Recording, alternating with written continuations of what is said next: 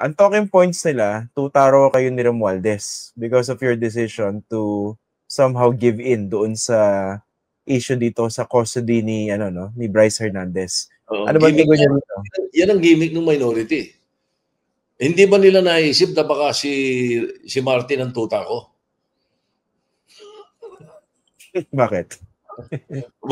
Aba mag-isip sila. Hindi ba? Bakit nakabintang sila ng gano'n? Pinagbigyan ko yung TRICOM, tuta na ako. Ano yun? May ginawa ba akong illegal? Yung bang ni-request ng House of Representatives, illegal? Hindi. Hindi ba? Yung ba yung nasa power ng Senate President? Oo. Paano naging tuta yun? Ang gusto niyo, awayin ko on day one ang House of Representatives. Hindi ba? Where is parliamentary courtesy? Of course, sigurado yung mga trolls, wala nun.